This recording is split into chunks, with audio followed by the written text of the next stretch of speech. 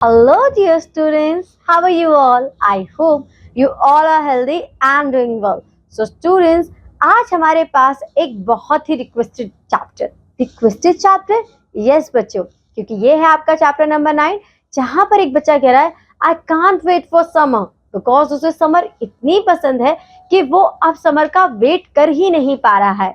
तो चलिए देखते हैं कि उसे समर में ऐसा क्या क्या करना है और उसकी इमेजिनेशन में ऐसा क्या है जो इतना ज्यादा उतावला है। तो शुरू करते हैं इस चैप्टर को with our expert. Hello, my dear children. Welcome back to your English classes.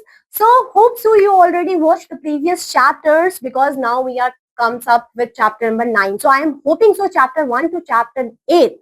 The video is already uploaded. आपने देखी वो videos? पसंद आई? Chapters clear हो रहे हैं? मजा आ रहा है इंग्लिश में? Yes or no? Yes? That's great. देखिए कोई भी डाउट है, कुछ भी चीज समझ में नहीं आ रही, हो सकता है, देखिए इट्स पॉसिबल कि नहीं आ रही होगी। I am here to help you out. कहाँ पे दिक्कत आ रही है you can tell to me. Okay, चलिए फिर आज शुरू करते एक नया चैप्टर आपकी बुक का जो है चैप्टर नंबर 9। कौन सा है? 9th। क्या होने वाला है chapter? I can't wait for summer. मैं समर का इंतजार नहीं कर सकता।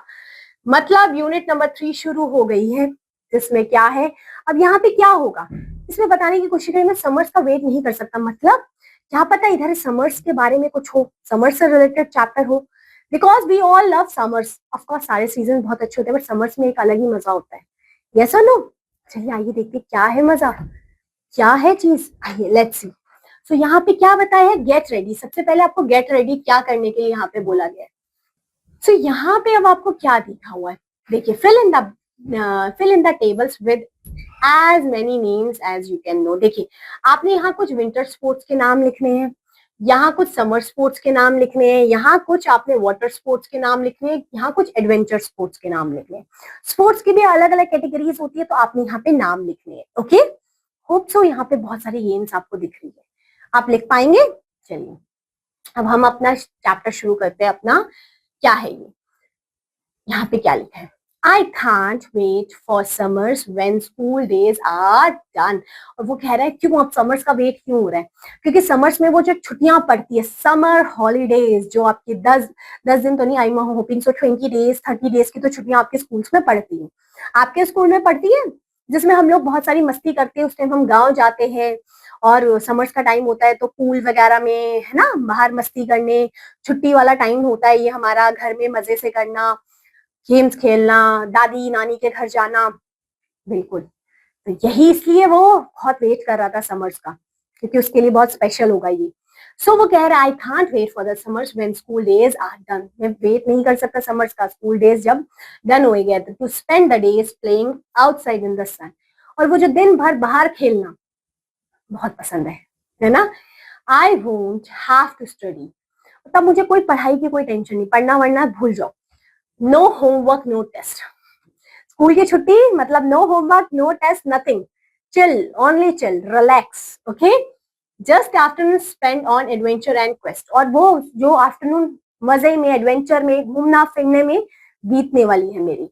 Institute of mathematics and writing reports, मैं मैथमेटिक्स से राइट रिपोर्ट्स वगैरह नहीं लिखूंगा। मैं क्या करूंगा? I will go to the park and play summer time sports. और मैं जाऊंगा पार्क में और खेलूंगा समर स्पोर्ट्स, ऐसे स्पोर्ट्स जो समर स्पोर्ट्स होते हैं। ठीक है, आगे क्या कहता है? इंस्टीट्यूट ऑफ असाइनमेंट्स, असाइनमेंट्स होते हैं ना स्कूल में, होमवर्क्स वगैरह जो देते हैं। So institute of assignments, report cards and grade, I will get to play baseball and watch parades.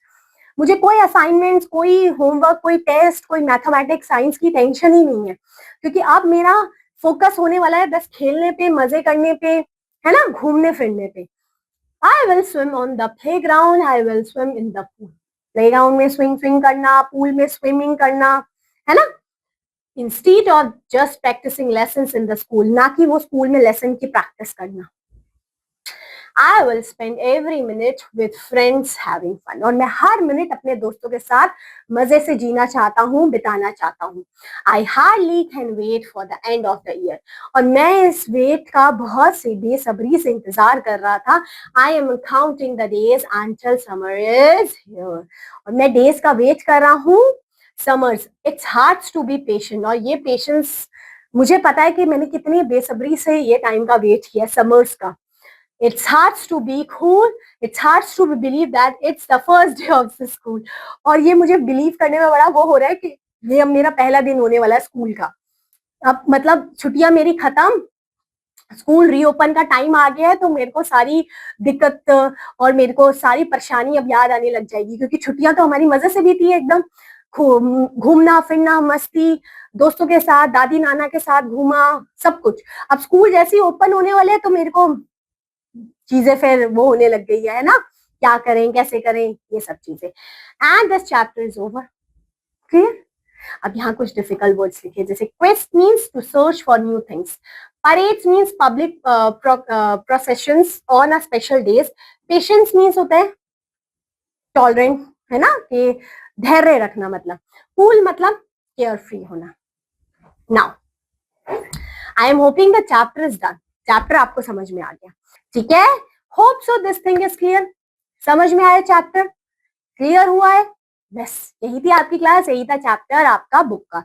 अब मिलते हैं नेक्स्ट क्लास में with a new chapter. Till then take care, have a good day, bye bye. तो बच्चों, उस बच्चे की बात भी बिल्कुल ही सही है, क्योंकि उसे स्विमिंग पूल में खेलना है, उसे ठंडी ठंडी आइसक्रीम्स खानी है, तो समर का वेट उससे अब कैसे ही होगा।